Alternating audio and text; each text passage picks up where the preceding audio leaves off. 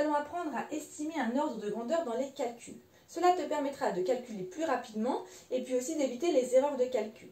Alors, pour estimer un ordre de grandeur, il faut arrondir les nombres.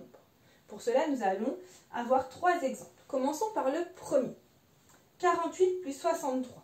Nous allons arrondir les nombres à la dizaine près. 48 va devenir 50 et 63 va devenir 60. 50 plus 60 est égal à 110. Donc le résultat de 48 plus 63 doit être proche de 110. Et en effet, 48 plus 63 est égal à 111. Prenons maintenant le deuxième exemple. 499 plus 512. Nous allons arrondir les nombres. 499, nous allons l'arrondir à l'unité près. Il va devenir 500. 512, nous allons arrondir à la centaine près. Il va devenir 500. 500 plus 500 est égal à 1000.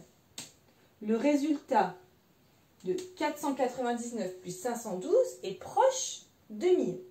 Et en effet, 499 plus 512 est égal à 1011. Et maintenant, avec le dernier exemple, 128 plus 49. Nous allons arrondir les nombres. 128, nous allons l'arrondir à la dizaine près. Donc, 128 va devenir 130. 49, nous allons l'arrondir à l'unité près. Il va devenir 50. 130 plus 50 est égal à 180.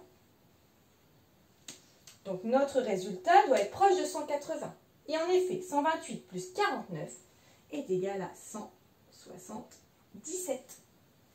Et voilà, maintenant tu sais estimer un ordre de grandeur dans les calculs.